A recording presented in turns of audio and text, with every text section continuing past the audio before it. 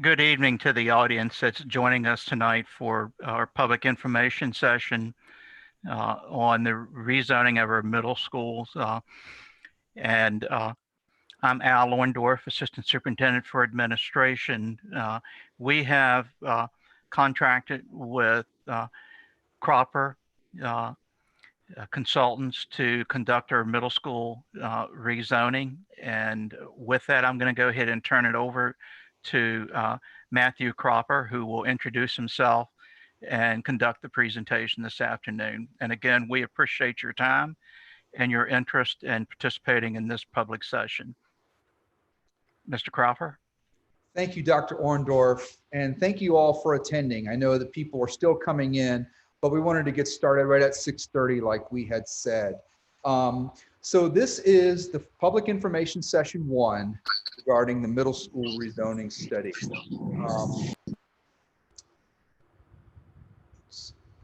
The purpose of this presentation is just to give you, as members of the public, an overview on the process, the timeline, and the objectives and how we're going to do the work, and just to give you some background as well as how you can participate. I am recording this presentation right now, and so when this presentation is over, we will provide a link on the FCPS rezoning webpage for people who couldn't make it to the session, or if you wanted to go back and revisit the presentation, you could watch this again on YouTube.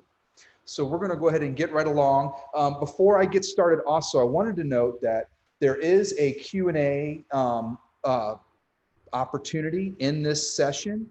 And so if you look at the bottom of your Zoom panel, you'll see a Q&A button there. You should be able to type in questions if you have any questions as we give the presentation. And when the presentation is over, we will field those questions and answer them. And as we accrue more questions, we'll also start to compile an FAQ document as we work through the study. So this is basically a presentation to give you an overview of our process. To start, just a little bit about us. We are Cropper GIS Consulting. We're based out of Ohio, but we work remotely. We have remote offices, and so all of our staff, we have 6 staff members, and we live in all different parts of the U.S. But our specialty is K-12 rezoning and just this type of work. We help districts with demographic studies and facility planning. And I am Matthew Cropper. I'm the president of the company, and I will be leading the charge as the consultant, facilitating the work of the committee and also the staff, and as we work towards providing some options for the public to give us feedback, and also eventually a recommendation for rezoning.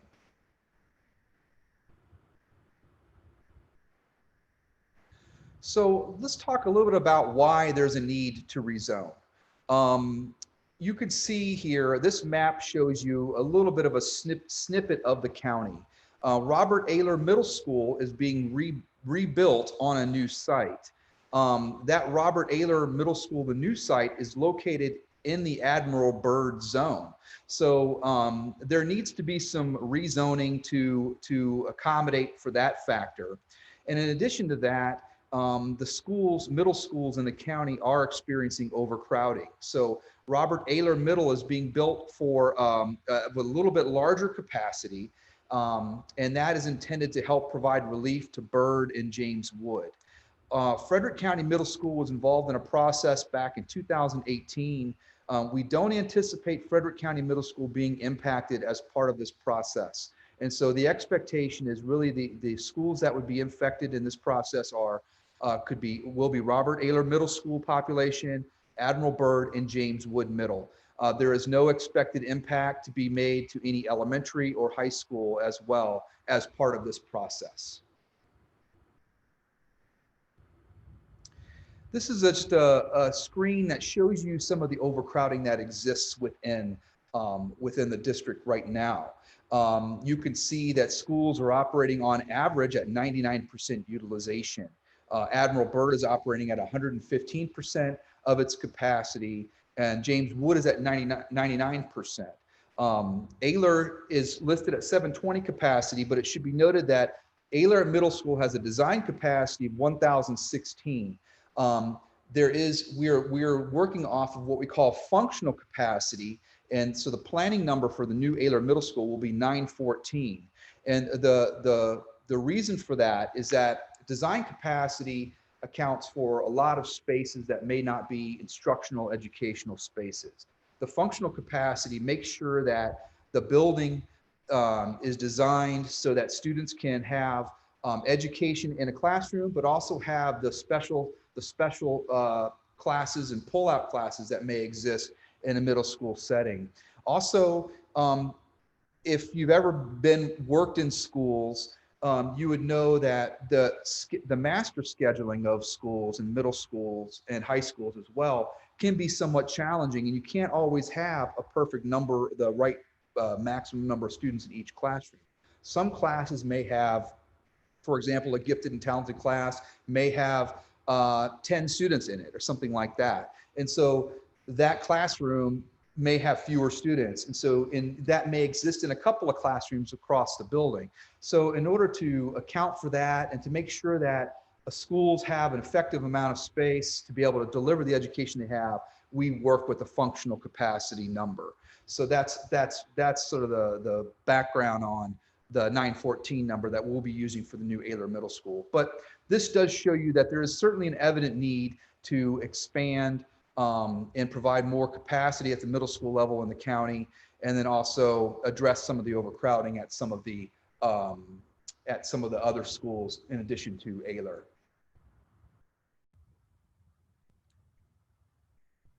So let's talk a little bit about how we prepared for the rezoning study. There is a critical part of this is a committee. And so we are working with a committee to help work through options and evaluate options. Half of the committee, or a little more than half of the committee, is made up of staff members, people from the school level representatives and principals, central office staff, people who manage transportation, and assistant superintendents. And those folks are all around the table, people who in charge of programs, and everybody can give us input as it relates to some of their expertise.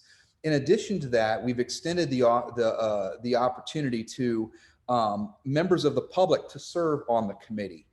We have selected a committee, and we have 10 members of the committee who have confirmed their participation. We just received the confirmation RSVPs just today on committee members. And so we will be also notifying those who were not selected, that they were not selected. Should note that the members of the committee and those who applied, they were very, very well suited to serve on this committee. Our focus with establishing this committee and having the public member participation is to make sure, first off, that they demonstrated objectivity. It's most important that every member of this committee focuses on what's best for all members of the county, all students within this county, and not just one student, one neighborhood, or one school community. We also looked at the thoughtfulness of their application, and if it was just one line answers or just one word answers to the whole application, that may not have been as strong as somebody who spent a little bit of time in explaining some of their answers. But finally, as important, if not more important, we made sure that the committee members don't all live in one neighborhood.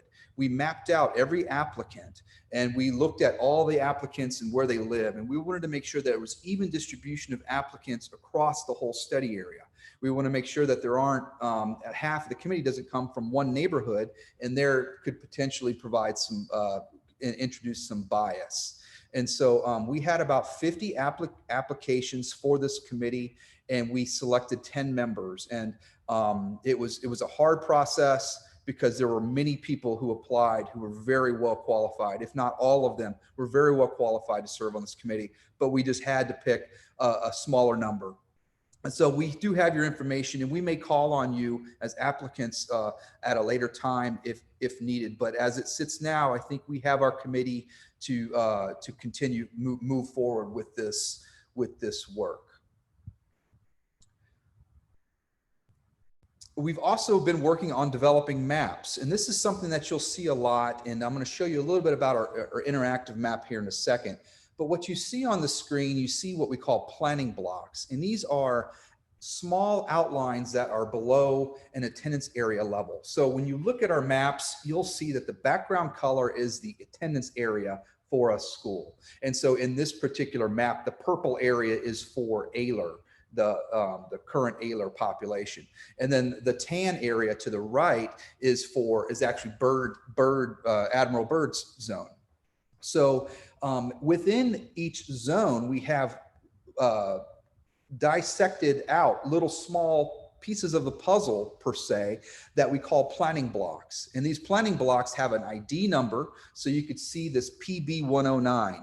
This is planning block 109. So as members of the public, if you're working to inform us about thoughts about the options or anything as it relates to rezoning, you can start to orient yourself with your planning block ID number. You can say, I'm planning block 109.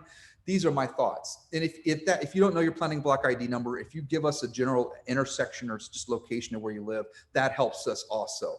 But also underneath the planning block ID number, you see there's a number that says, that tells us something.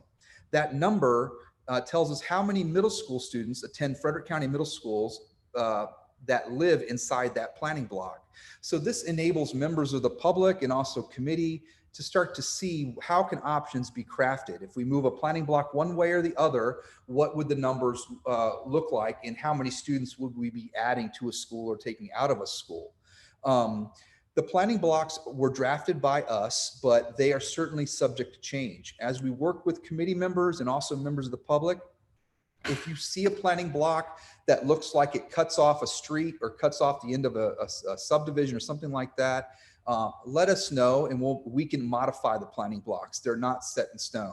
Or if a planning block may be too big and it can be cut in more ways, that's something that we would be interested in hearing. And the committee will give us that input as well as any member of the public.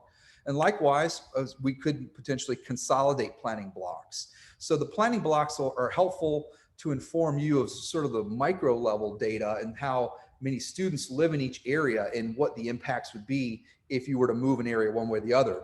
And this also helps you understand when we start sharing options of what's the rationale behind some of the maps that are being developed. You may think, well, why would they move this and not this other area? But if you look at the planning block, you could see one large area may only have one student in it, where a smaller planning block may have 97 in it. And so that just helps further inform you and also empowers you and the committee with the ability to understand how many students live in different neighborhoods throughout the study area.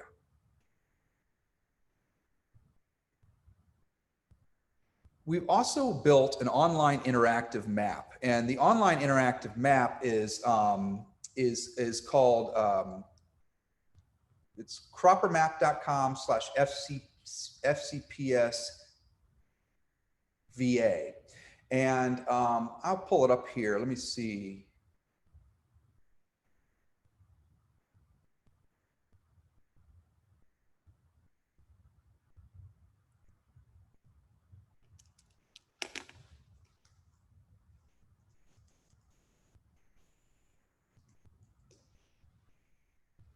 So this is croppermap.com/FCPSVA. And this is a tool that you can use and members of the public and also committee members can use to really understand how things are laid out in the county. I'll guide you a little bit to the left here. You can see there are some layers to view, and this shows you which layers you could turn on and off.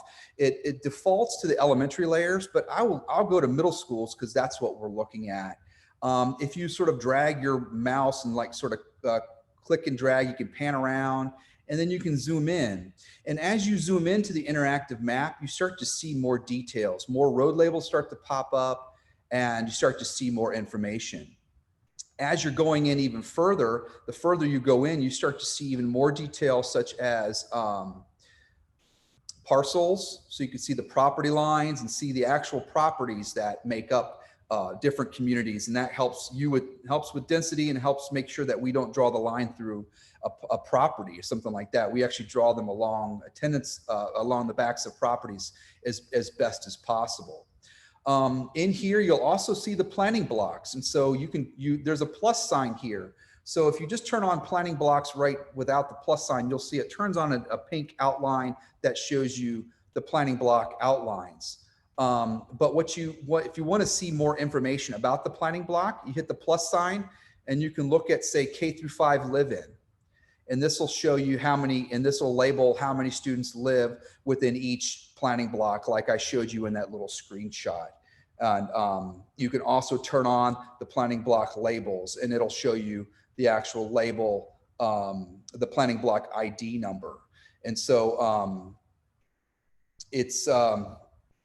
let's see, it's spinning right now, but there it goes, it's showing now. So you could see 97, because I have the 6th through 8th grade live-in. And if you could turn that off, you could turn on the planning block labels, and it'll show you the PB number. And so you can pan around, you can look at any part of this, any part of the county in this manner, and start to see what planning block data looks like and how the boundaries are shaped. It's really, many of you may not even know the details and ins and outs of how the boundaries are shaped in the county. So this can help you understand how different communities and the borderlines and how different communities are fed into the schools and things like that. I should also note that with the online interactive map, we will be also putting draft options on there. So as draft options are shared with the committee, we will start posting those on this interactive map. And you as members of the public can go on there and you can just go and say, for instance, instead of middle school zones here, you'll see draft middle school option 1, draft middle school option 2, and however many options we have. And you can toggle those back on and off, and then you can kind of see how they, how they differ and how the shapes look. We don't have any options. We're not sharing any options tonight. That's all forthcoming, but just keep an eye on this site, and you'll be able to look at the options as they're developed. Let's get back to the presentation here. So another thing that we did in preparation for the rezoning study is we were hired by the district to evaluate capacities for the schools. And so we've been looking over the last several months. We've been collected floor plans from the district and met with administrators. I actually visited every school. That's a picture of me on the right at the new Jordan Springs Elementary School. And we walked through the buildings, had interviews with the principals, and looked at the floor plans and looked at some of their class sizes. And so it was really, the focus of this was to develop an independent review of capacity data. That is still in the process of being finalized. And so it will be presented to the board and discussed by the Board of Education in a future meeting. And then we'll determine at that time if there's any need to change the capacity figures that we're working with versus what the district has given us versus what we have calculated. But we're not seeing any surprises. I think that as it sits now, the capacity data that we have for the district is good data, but the final results of our capacity study is still forthcoming.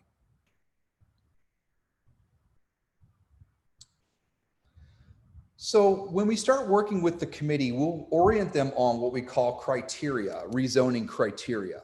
And these are basically the rules to follow as we evaluate the viability of moving a boundary one way or the other. The best plan when this is all said and done will be one that touches on these criteria and adheres to these criteria as best as possible.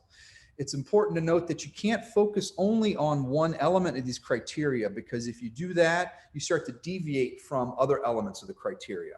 Say, for instance, if we look at trying to assign every student as close to their home as possible and maximize transportation, we end up having an issue with building utilization. In some cases, if you try to assign everybody within a mile of a school can be 200% utilized. So you have to balance out all these different factors. And so these I'll go over these pretty quickly. So they are to balance building utilization, and that is always one that is a very important item and element. So we want to try to make sure that that schools have equitable amount of space available.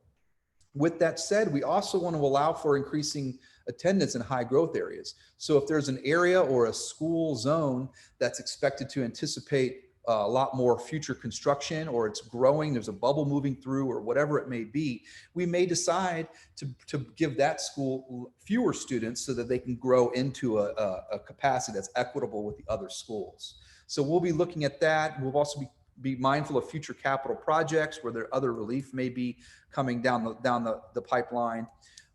It's important to note when we're talking about building utilization and looking at this, that we're not factoring in modular classrooms. There are a couple of buildings out there. I don't think they're at the middle school. At the elementary school level, there's even some sprung units that are sort of filled with air, like almost like a tent kind of thing. But those aren't factored into the capacity. We're looking at really just permanent bricks and mortar capacity at the middle schools. And any if there's a trailers on the outside of the building or portables, those are not factored into our capacity. We want to minimize the impact on students. And so we'll be calculating how many students are impacted with any option so that we can understand how many kids are we moving. And we want to certainly try to accomplish our objectives, but move as few students as possible.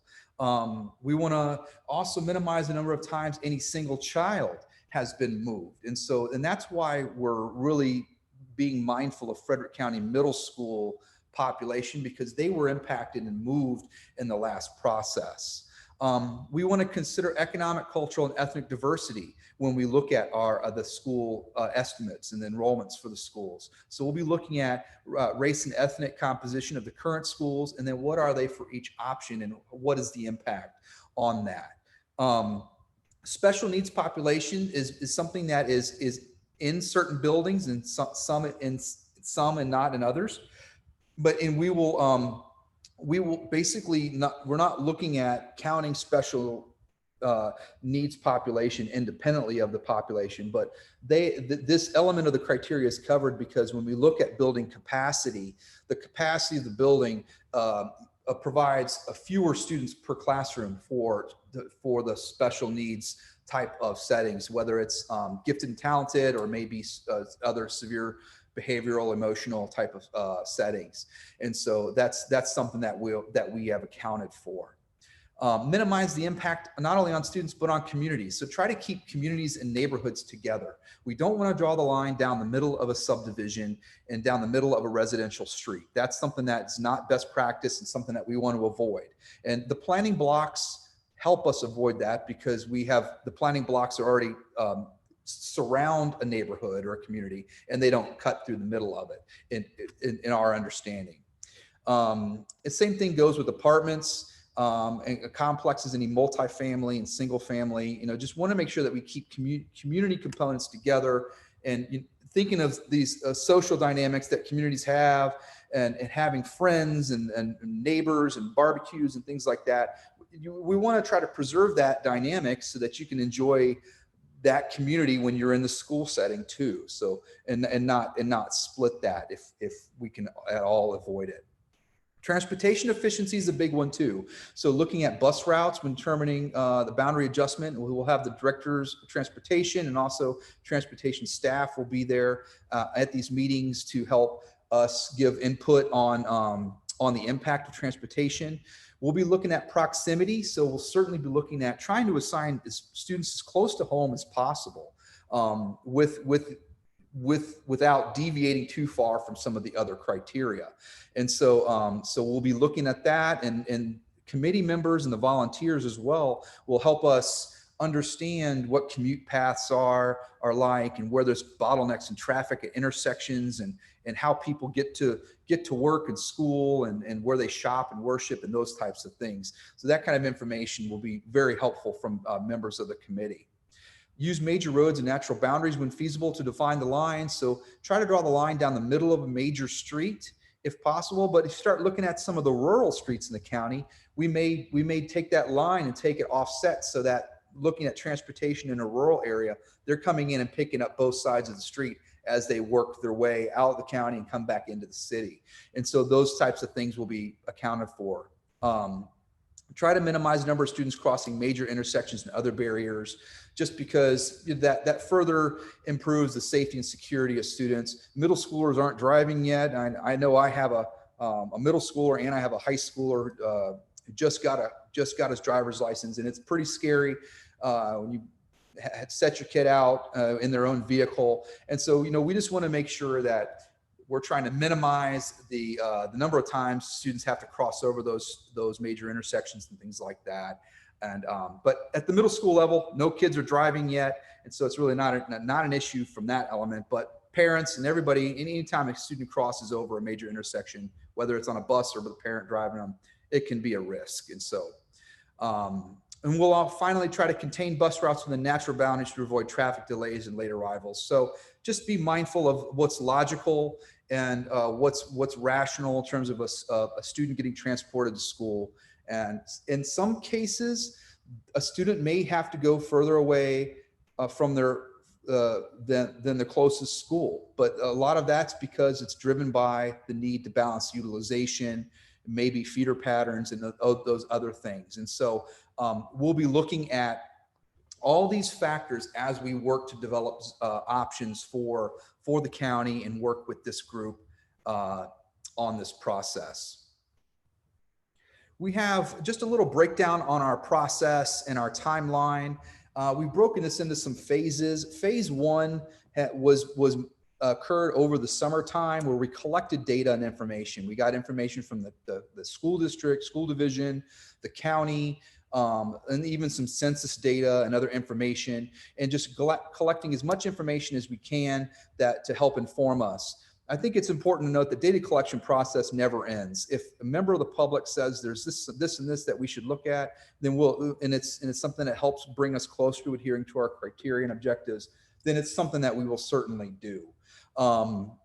And so data collection never really closes. It's always open, and we're always open-minded and looking and hearing for other data and pieces of information that can help inform us. We've taken that data and we've analyzed it. We've put it all into maps, and we've created some of the tools that I shared with you in the public information session, and put it all into this GIS format, so that in the back end, in the background, our analysts are looking at, if we move a line someplace or draft an option, they're running numbers on those students that we know. We have students mapped out based off their address, so we know how many students live in any street or any particular subdivision or planning block, and we're using all of that data to help formulate tables and statistics to help support the criteria and review of the options as it relates to the criteria. Well, the third phase is drafting options, and these are just some draft maps that we shared when we did the Frederick County Middle School process. And so we will start the process with the committee sharing some baseline options, and the expectation is that the committee can give us input on these options, and they can tell us what they think about them, whether they like certain elements of the options or they dislike them.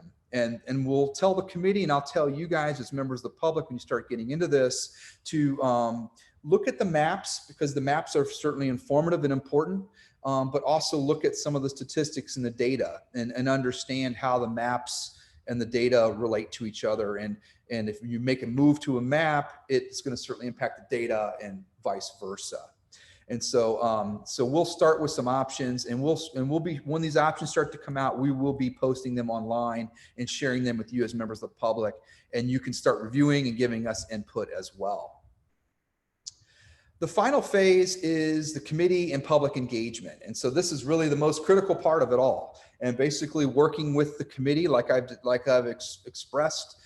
This is a video of a committee process that we worked with in Baltimore County, Maryland. And you can see they're working at tables. They have maps and statistics, and they're looking at data. We intend to do this virtually with Frederick County Schools, and we've been doing it as well with another district in Virginia and New Kent County. We're working on a rezoning study up there, and it's going very well. Some of the downsides to doing things remotely is that you don't get, the committee doesn't get snacks and things like that, and there's some face-to-face interaction that certainly can be useful, but the online virtual process is very effective in actually we get a lot of attendance and participation from people who may not even be able to show up to meetings. And so we're really excited to work with the committee and you as members of the public on this process as we work through this. This is just a breakdown of the timeline, and this is something where you can see what our plan is for meetings and things like that. You'll see here we are August 4th with the first public information session, and then we're going to do a round of meetings, 3 meetings in August, September, and October. The focus of the committee at this first series of meetings will be to develop a series of options that they can share back with you as members of the public in November.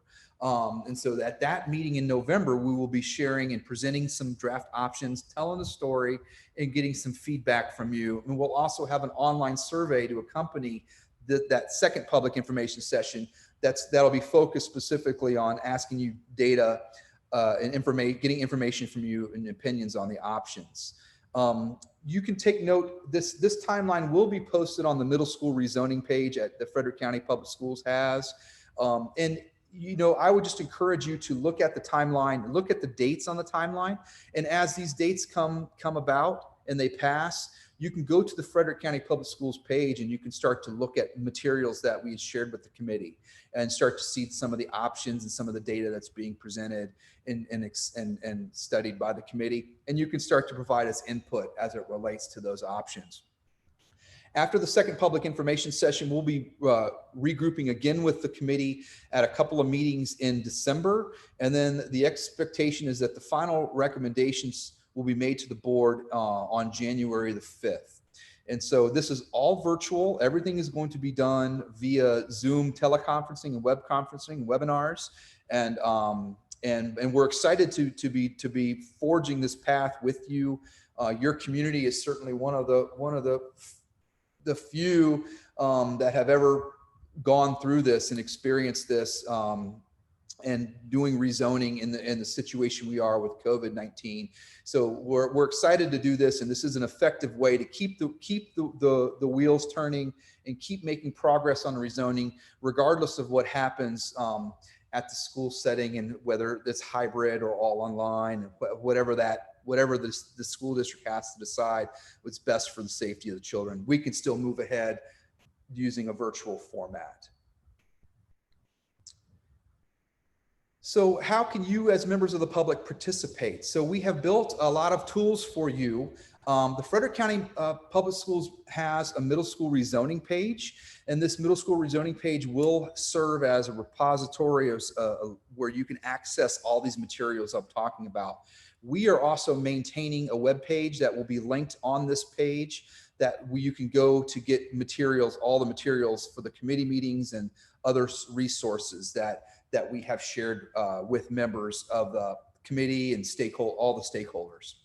Right now, there's a general feedback survey that's out there, and you can go to the general feedback form and you can provide input at any particular time. And so this can be, we have a web page that we're maintaining at FCPSVARezoning.com, and that will be linked on the Frederick County Public Schools page. But on our page is the feedback form where you can go ahead in there anytime, type in any comments or any thoughts about the process or any options as we're working through it. And we'll be studying this feedback from you and seeing if there's any feedback that helps bring us closer to adhering to our objectives and criteria. We also have the survey in Spanish as well for Spanish speaking members of the public who want to provide us input. And then finally, the online map is a good resource, like I kind of gave you an orientation on. That's something that we'll be modifying and updating as the process continues to mature and evolves. Finally, you'll see a background report on this presentation that gives us just some background data and information. The background report is a clickable link on this presentation, and when you pull it up, it'll give you access to some of the materials that I've shared in this public info session, data and statistics and information that we'll be sharing with the committee at their very first meeting, in addition to some options. And so you'll see there's a lot of good information in here about the objectives and the criteria that I went over, the phases that we've talked about. So this is basically our presentation is a dissected form of this report. And then finally at the back, you'll see the timeline and then a lot of pretty informative and cool maps that shows the information about the zones. We have information about where students live versus attend. So this helps us understand how many kids live in an area versus attend the schools, and where do they live versus attend school. So for instance, 16 students live in the Ayler zone, but they attend Admiral Byrd. And we can understand that mobility element of schools. That's important. And then there's maps, a whole series of maps here to help further inform you about the zones. And you can see the planning block data as well. We give you elementary, middle, and high school maps, and then the planning blocks maps are all shown here. And we do it for every single school in the county. And so that's the background report. So our next steps are to work with this committee and then to basically prepare to present some options back to you in this format and get some further input from you as members of the public. And that's the end of the presentation. I was just, if you have any questions, you can feel free to ask those questions in the Q&A box. There is a Q&A a chat window in your Zoom session. So if you have any questions, you can certainly type those in there. And otherwise, you can fill out the participate and give us input on the general feedback form, and we will work to provide information on that. I know we've had about 30 people attend this public information session tonight, which is very good attendance. And very appreciative for all of you attending this session. And so we don't have any questions as of now. Did any member of the panel or anybody from the school division want to provide any other comments?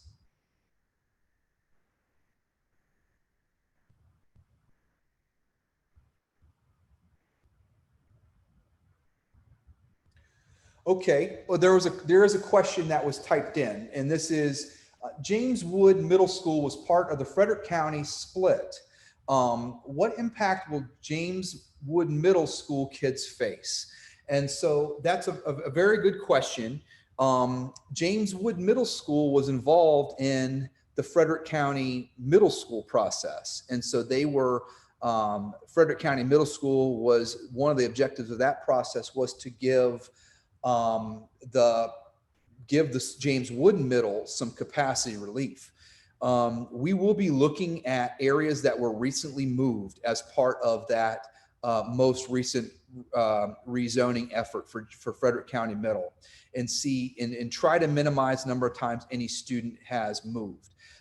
It's very possible that an area that was moved could be considered to move in this process, but it's most important that we try to make sure that an individual child doesn't get impacted more than once in their cycle of education. So we're trying to, so we look at just the individual household, how many times has that child been moved, but also try to minimize the impact on communities. And if you've been shuffled around, try to minimize that. But it's very possible that we could be looking at areas in the James Wood zone that were considered in the Frederick County Middle for this process to help balance utilization among the three buildings. But we will do everything we can to try to avoid that, and certainly give us input if we're doing something that you feel does not adhere to our objectives. Then we certainly want to hear that and listen to what feedback is being provided.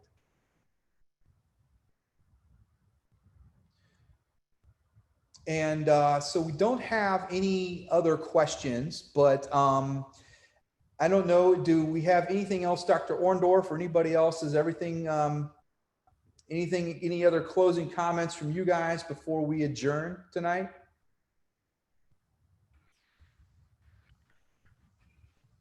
I'll just thank everyone for participating. We appreciate the question. We appreciate your time in looking at the website that's available on our webpage.